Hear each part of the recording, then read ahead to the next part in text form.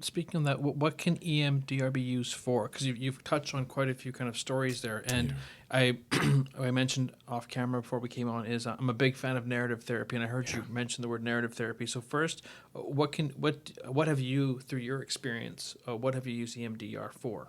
Right. I don't know if I said that question right. What is it used for? How? Yeah. What can I use it on? What can you? Okay. At the risk of sounding glib, pretty much anything, in that if something happened and it really altered your belief about yourself, your valuation of yourself, and we can talk about what is trauma versus not trauma. I have folks showing up with singular events. A performing pianist that had a nose job recently, and the operation went badly.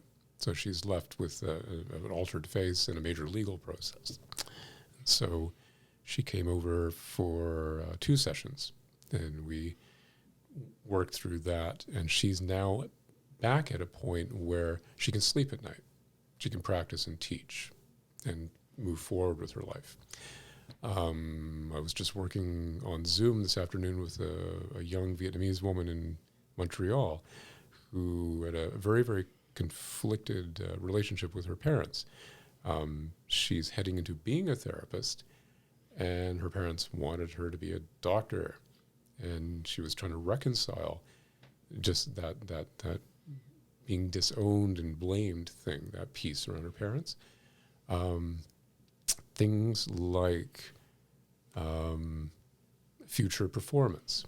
You can use it projectively.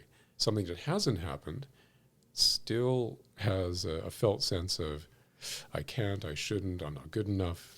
And we can construct an image that represents that, even if it's okay, what would it look like? You can fill it in yourself. Even more interesting, what I mentioned earlier about making a chronological list of traumas and working through them. Pre-birth, you could be in an embryonic state.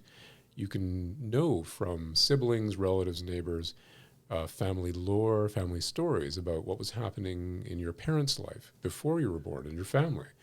Were there tragedies? Were there mental health things happening or addictions that might have impacted you in vitro? If your mom is stressed, if you're being awash in cortisol, that definitely impacts fetal neural development, for instance. And so that is an imaginary and projective kind of thing.